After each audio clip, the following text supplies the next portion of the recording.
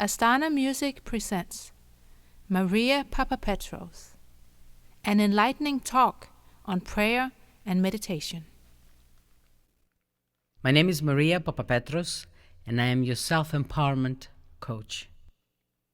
And you may wonder, what is self-empowerment? We people have been exposed to a lot of wonderful information about self-help, and how can someone do this for us and someone can do that for us, how they can help us put our lives together. And I feel sometimes that not enough is being stressed about the self, about what it is that one can do for their own self. And that does sound a bit weird. What can I do for myself, as most of us believe that we do not have alternatives, we do not have choices. And that is where self-empowerment comes in. I have designed a series that deal with the subject, which is very dear to my heart. I know what self-empowerment has done for me. I know what it is that it has done for my friends. I know what it is that it has done for the thousands of people that have come to my workshop and seminars. And I have decided, with their help, to record those exercises and share what it is that has helped me and them overcome many obstacles.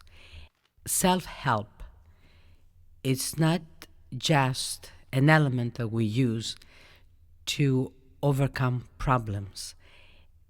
That is the second part. A self-help process is something that one must get into in order not to create problems, so we do not have to solve things later on. The idea is to create the reality we want, because we can. That is one of the main messages that I have, that we can create our own reality, and let's make it a masterpiece by just using what it is that it is our own birthright, what it is that we possess, that we own, that we have, which is our mind and our subconscious mind. Many people ask, do we have two minds? No, we don't. We have one mind with two functions. And the subconscious is the part of us that goes on when the conscious mind goes to sleep, shall we say. It is the state that we're into as we go to sleep and as we wake up in the morning, that what is called alpha wavelength. And that is the state that we can use to access our personal computer with. Speaking of one's own reality, one must think, what does that mean? We all experience a reality. What it is that we experience today, it is something that we have created.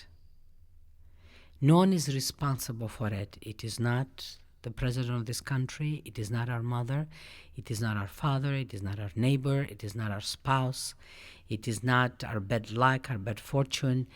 It is an end result of decisions that we have made, choices we have made. And again, that's when self-empowerment comes in, making better choices. If we do understand what it is that our subconscious does, maybe we'll be able to comprehend this, experience it, and put it into effective use. Our subconscious is the perfect computer. It has been said that the model for the computer does come from our own subconscious mind, which never breaks down, computes everything we think, say, do. So one may think again, but how do we reprogram? Can we reprogram? Isn't everything predestined? I hear this a lot in my work, thinking that everything is predestined. Well, Maybe some of it is. Maybe what is predestined is what it is that we encounter, what it is that comes in to our lives. Even if you look at astrological chart, it tells us that, well, at 56 you're going to do this, and 54 you're going to do that. Well, all that is saying, astrology, which is a roadmap, it says to you, your choice is what you have coming up. You have the last word. That is why I say that we create our own reality. Yes, it may be predestined to experience some situations, but again, what we do with those situations, it is our desire. Once we recognize this, we can really go forward. I am not a fatalist, which does surprise and shock many people. I believe that we have been recycled many times. I believe, again, that the God element, the universe, has given us a lot of choices. I don't like to believe that I live in a universe that all you get is one chance. And for instance, people have been coming in to me for counseling for many years. Can you imagine if there was nothing that I had to tell them they could do to help themselves? A lot of people think that when you go to a spiritual person, to a psychic, to a therapist, is that you're just getting a Band-Aid, to cover a wound that do not know that you can heal it. And my concept of the universe is a bit different than that. So, again, I'm going to continue with the information that I wish to share about creating one's own reality and talk about the subconscious. The subconscious does not know from right or wrong, nor does it have a sense of humor. It takes you literally, it takes me literally, it takes us literally. Everything we say, remember, does not know from right or wrong. If I'm annoyed with you and get angry and I have a habit of telling you you're a pain in the neck, my subconscious will hear this and will adapt it as its own reality. You may get harassed a little bit by my negativity. However, my subconscious will bring that to me because my subconscious is my servant. My subconscious knows only one thing: to please me, to bring what it is that I ask. So we need to pay attention to what it is that we put into motion, what it is that we say. Because again, remember, it cannot screen and say, well, Maria did not mean that. Maria was joking. No, again, it takes you literally. Think of how many of us preface with a no. Say, no, Maria, you're right. No, you're right. We use that word before we make a statement. Now, it could be because we do not feel worthy enough to have an opinion. It could be because we heard growing up thousands of times that's a no-no, that's a no-no, when our parents or we as parents run out of words to explain to our child what it is that is good and not good for them, we say that's a no-no, no-no. So out of habit, we learn that expression because it's a double word, no-no. Have you noticed how we do this all the time? So we're used to saying no before we make a statement. There are other prefaces. We preface with, it's terrible, but, or, it's funny, but. We do not need a preface to begin with. We need to become aware of this. We are worthy. The sense of self-worth somewhere has gone very low, really down. And what it is that I want to accomplish with these exercises is to create some things through sheer thought and prayer, word, so one can feel confident. Because when you see, as we're going to go on with this process, when you see what is it you accomplished, then you say, oh my God, I can do this. I really can do this. It is exciting. We're told we cannot do many things. How many of us have heard this? Oh, you can do this. You can do dishes. You're going to break the dishes. You can do dishes. They're going to break the dishes. The girl is 30 years old. She still breaks the dishes because she was told that she can. She will say the same thing to her child. And I did, at least in my culture, born and raised in Greece, that's what I was given. I did not inherit self-worth from my environment. Thank God my father was metaphysical and an optimist. However, my mother was not. So I made my choice at a very young age. I had situations, I am fortunate, very fortunate, to be blessed with some, what I would call talents that I've recognized and trusted them. That's another element that's major, trust. How do we know something's going to work? How do we know we're going to get results if we think positive? We don't. We need to trust. That's the alternative we have. We people have tried everything. We've tried our psychics, our therapists, we've tried religion, we've tried what our friend says, what our books say, what our anxiety says. We have not gone within a lot. That is what I want to see. We want to learn to go within, to where our truth is.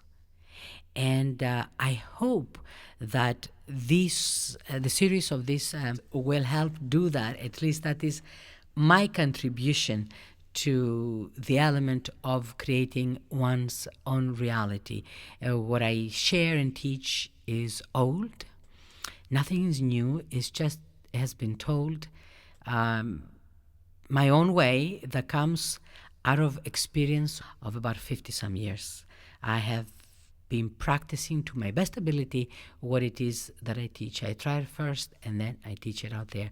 I have been working with the meditations that I've developed with the years, and I have seen results. And again, they all address the higher essence in you and your own personal computer, which is your subconscious. And we did speak of the word and what it is that it can create. And speaking of that, I'd like to suggest an exercise. I'd like you all at home to get your recorder and this evening, and don't choose what is the time that of your leisure that you talk to your friends. Is it in the morning? Is it lunchtime? Is it after your children go to school? Is it after you make all your business calls that you talk to a friend? Record yourselves for 5 minutes. And although you know you're screening yourselves, you're going to see what it is that your reality has been made out of, what kind of building blocks you have been using. You're going to see how many times your heart breaks, how many times you can afford it, how many times you can't take it, and after a while, you're not able to take. When you say you can stand it, after a while, you develop problems with the feet, with your knees. This is not something that I have come up with. There's statistics. You can go back to Dr. Murphy's books, and one of the most important ones is about the power of your subconscious mind. I think he has said it all. It is brilliant. I was given that book, thank God, at a very young age, and I practiced it. I like to practice new things, and again I repeat, I am very fortunate. It was very close to what it is that my father believed in, so I was comfortable with that. And it has helped me. It has helped many people around that I know. And there are many books now. At that time, of 30-some years ago, when I read the book, there was just a few. There was Divine Science, Science of Mind. There were not that many. They're fabulous books. There's Louise Hay. I mean, they're amazing. They're amazing, many books out there. There's a lot of information. And what I'm saying here is that we people need to do the work. We want to progress. We want to grow. We want to have results. We want to be happy. We want not to have stress. We want to be in love. We want to be good. We don't want to be angry. What do we do? What do we do for those things? What do we do to accomplish that reality? Not much. we have a friend that's called a notebook. One should work with that daily and do exercises. There's a lot. There's a lot of work. There are wonderful seminars out there, including my own, which you're invited to come to. They're often given worldwide, actually, either at the seminar center or given privately. I'd like to inspire you, if I may, if I can, to go within, to create your own thing. Read, take seminars, take classes, but see what works for you. Again, I repeat, we people must do the work.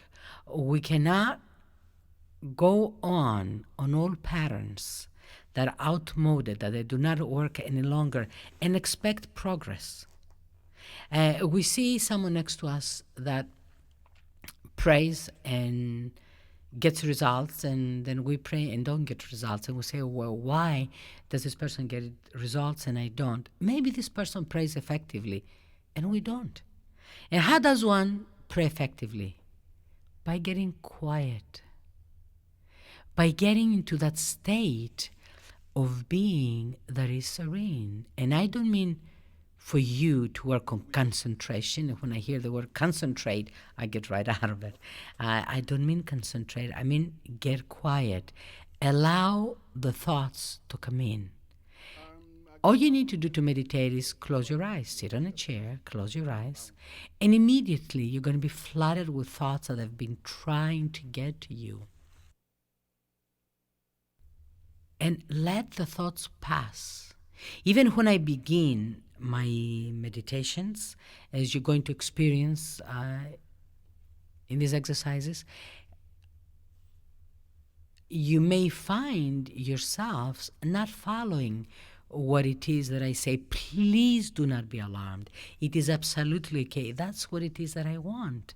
I'd like you to allow the trivial thoughts that you have that you're not aware of to surface, because they are there and they haven't surfaced. You may think of a little puppy that your friend had at school when you were 10 years old. And say, by God, what was his name? By God, his name was Fluke or whatever. And you may remember that his name was Lucky. And you consciously, you did not know that.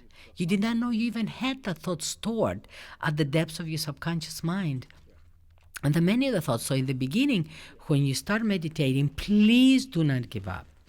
You will have thoughts that will come up that's so trivial, and you may get annoyed with yourselves and say, oh my God, but I want to meditate. I don't want to be losing my time doing this. You're not losing your time. You need to clean up first. Think of your home when you buy a new piece of furniture. When you make room for the new piece of furniture. You sweep the floor, you mop the floor, you dust. You don't want to put a new piece of furniture at a corner that is soiled. It doesn't feel right. So it's the same thing with the mind. Before we program, as I talked earlier about scientific prayer, before we reprogram our subconscious mind, we need to clean up. How do we clean up? By getting into that space of prayer, meditation. Pray. If you're not comfortable with word meditation, pray. Just please do remember that every word and every thought is a prayer. And words, after a while, create patterns. Going back for a moment at the words, as I was talking about earlier, by prefacing with no once, is not going to hurt you. But if you're in a habit of doing that, that will create a pattern. So after a while, you may be trying for something and get negative results. Why? Because before you asked for that element, you said no. You prefaced with a no. It is okay to say no if someone says to you, are you hungry?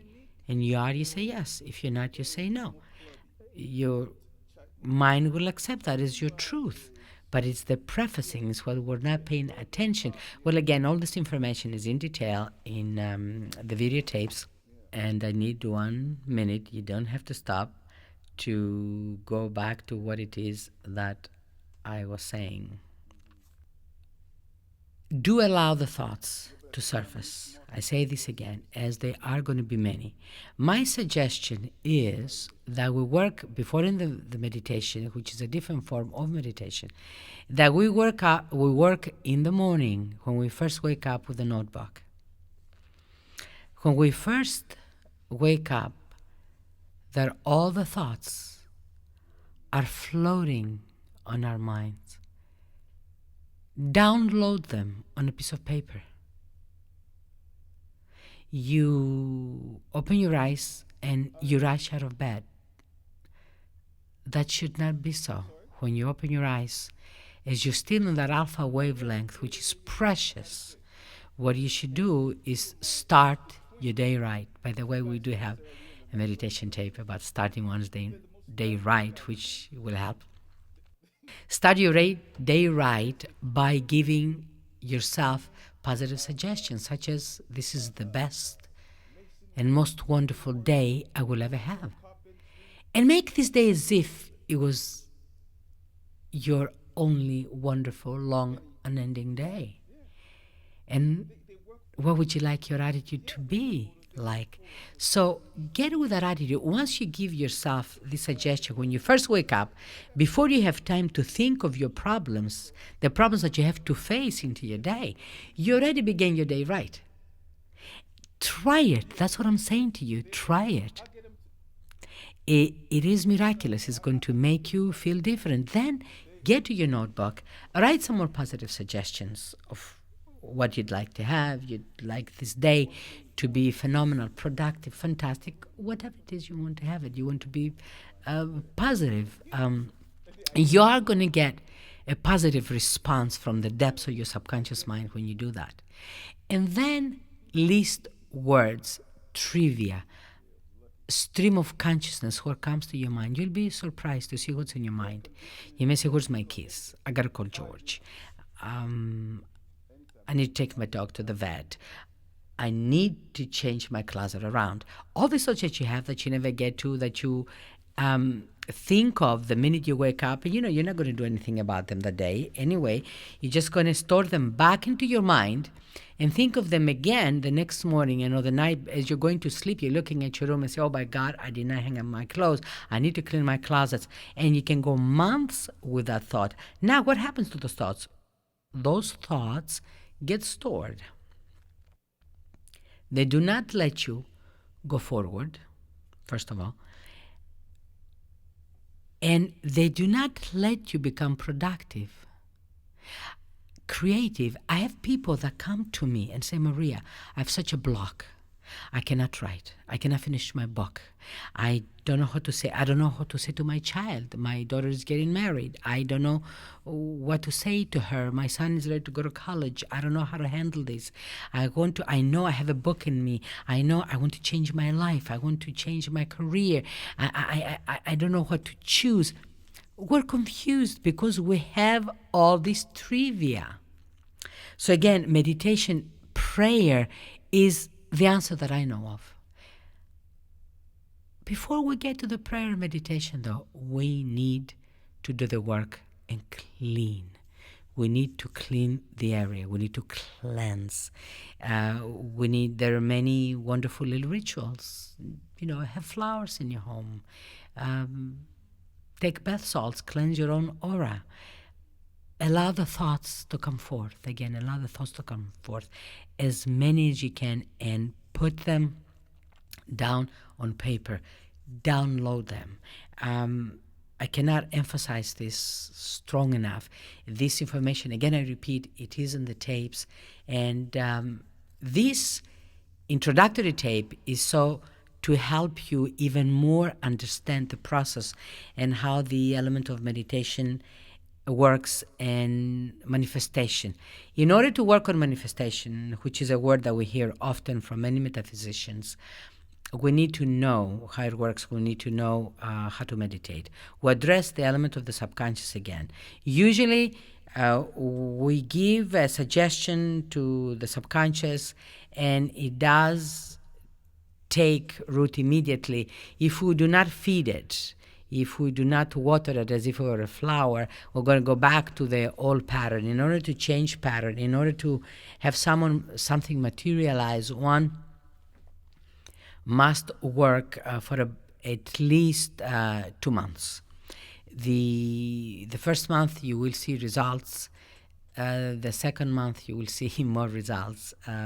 Once we learn the process of cleansing the mind, what it is we use our pen and paper again and list down our goals. One should do that at some point, either if they can in the morning after they write the stream of consciousness, they can do it in the evening. It's a wonderful thing actually to do in the evening before one goes to sleep, is to write what it is that they want, write their prayer. It's like putting a seed on fertile soil if you write it down. And be cautious with the words that you use when you write things down.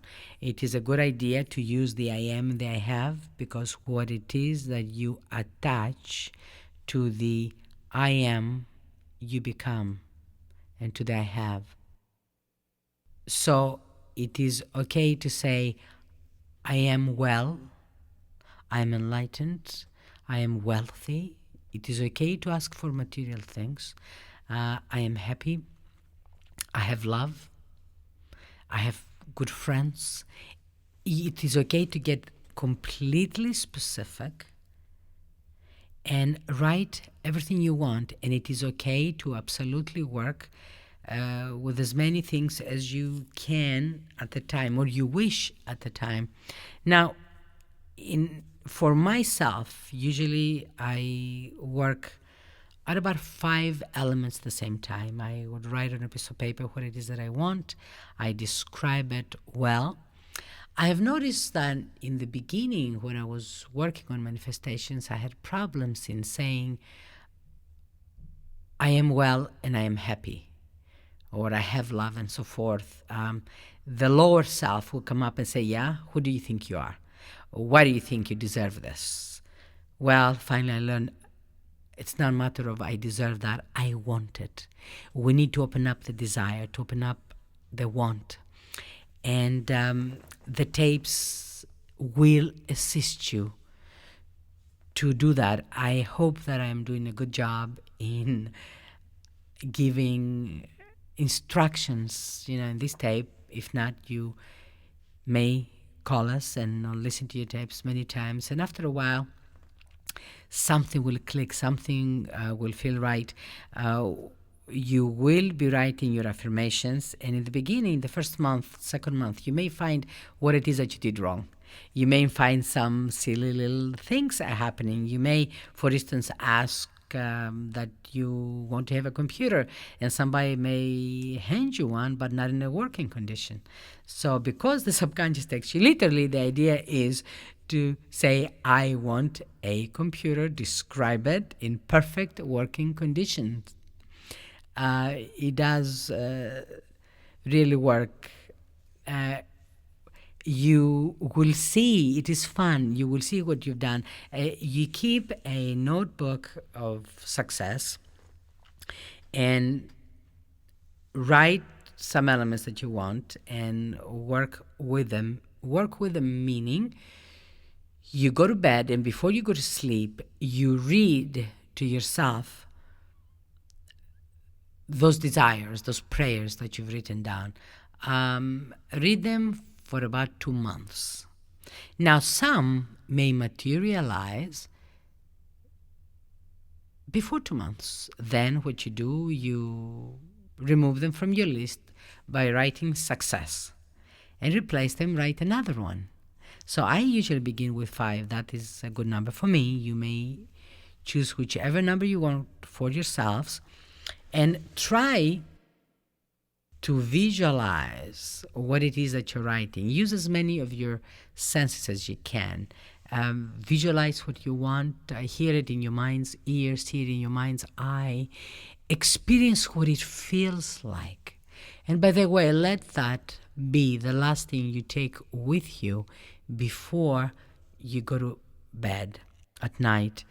I would not allow television to dictate my reality. Because remember, there's a few precious moments that we have in that twilight state before we go to sleep, and we want those moments to be programmed with what it is we want.